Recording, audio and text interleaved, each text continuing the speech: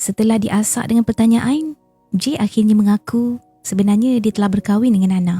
Alangkah luluhnya ya jantung aku dengar pengakuan J. Aku tanya J, kenapa? What's wrong with our marriage? Saya ada buat salah ke? Dan J hanya minta maaf je. Dan dia menangis sambil memegang tangan aku. Aku tanya bila dia nikah dan katanya baru 3 hari.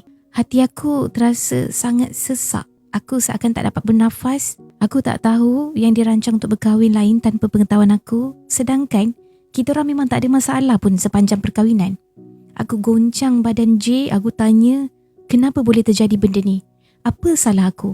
Tak kesian ke dengan anak-anak? Dan dia hanya diam. Aku dapat rasakan badan aku mula menggeletar. Aku pegang muka J. Aku hanya mampu menatap dan kemudiannya tanpa dapat bersuara. Aku lihat ke dalam matanya. Sekiranya masih ada cinta, namun aku tak dapat melihat dah sinar itu. Aku tahu, aku dah kalah dah dalam perjalanan ini. Aku peluk J. Aku minta maaf sekiranya sepanjang perkahwinan ini aku banyak kekurangan yang menyebabkan dia buat aku macam ni. J kata aku tak ada salah apa pun. Dia yang bersalah sebab dia tak dapat mencintai aku sepenuhnya sepanjang 4 tahun perkahwinan ini. Dan dia masih teringatkan Ana. Aku mengharapkan jawapan yang lain, namun jawapan yang diberikan ini sangat merobek hati ini. Malam tu aku tidur di bilik anak-anak dan menangis melihat wajah anak-anak. Aku terfikir untuk berpisah. Namun wajah anak-anak yang sangat manja dengan ayah mereka ni membuatkan aku tak dapat membuat keputusan. Sepanjang malam aku menangis. Besoknya lepas hantar anak-anak pergi taska, J panggil aku untuk berbincang.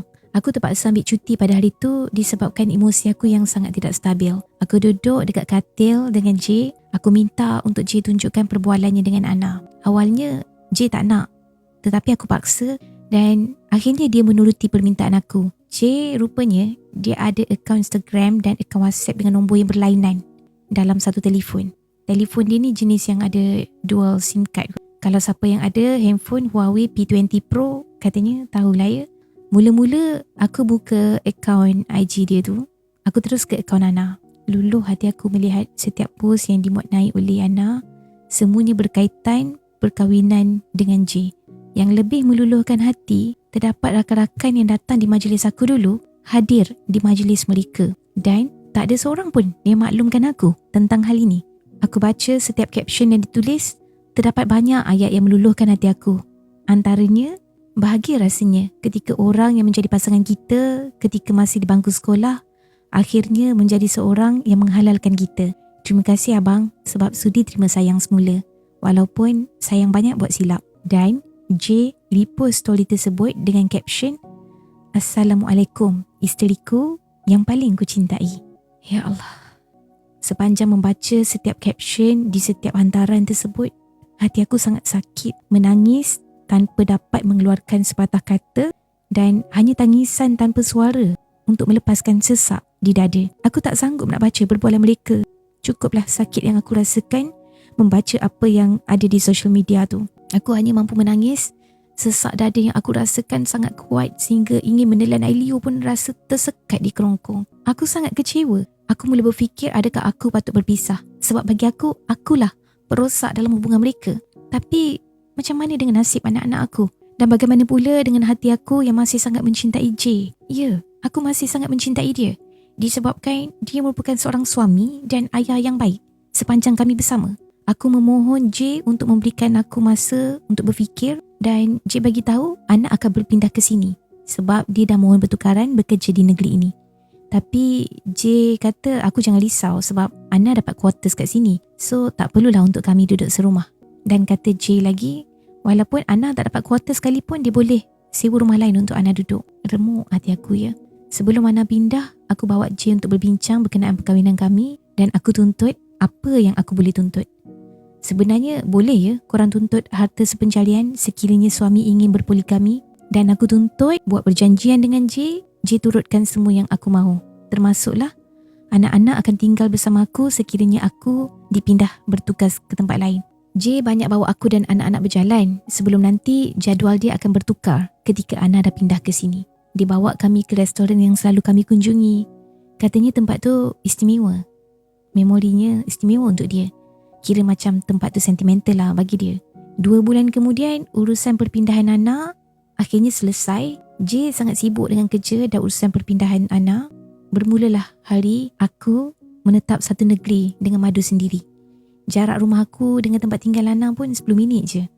Lepas dari kejadian tu, hubungan aku dan J tidak lagi seperti sebelumnya. J lebih banyak habiskan masa dengan Ana berbanding di rumah. Awalnya aku tak kisah, tapi aku semakin tertekan bila mana anak-anak bertanya tentang keberadaan ayah mereka ni. Aku tak tahu nak bagi tahu mereka bagaimana. Satu hari tu, aku dan anak-anak pergi makan dekat tempat yang kita orang selalu pergi, dan alangkah terkejutnya aku bila nampak J dan Ana dekat situ. Aku dapat rasa mata pekerja restoran tu semua pandang ke aku sebab mereka kenal aku sebagai isteri J.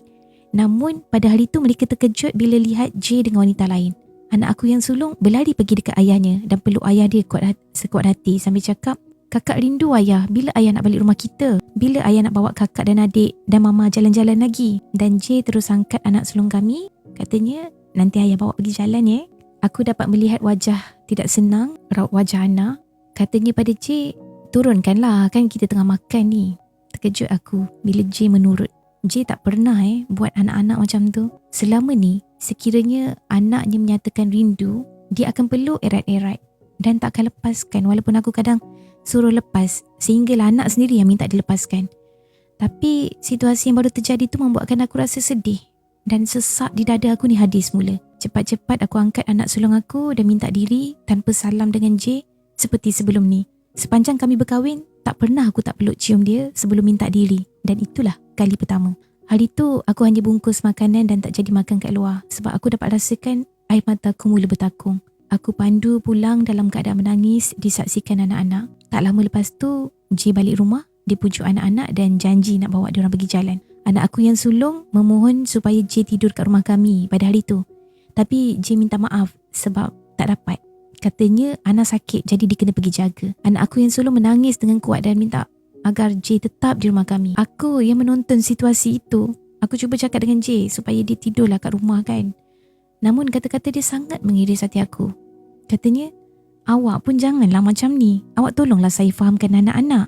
Hati aku sangat sakit Sedangkan dia dah seminggu dah tak balik ke rumah kami. Aku cakap pada J, penting sangat ke Ana sampai anak-anak sanggup diabaikan kasih sayang macam ni?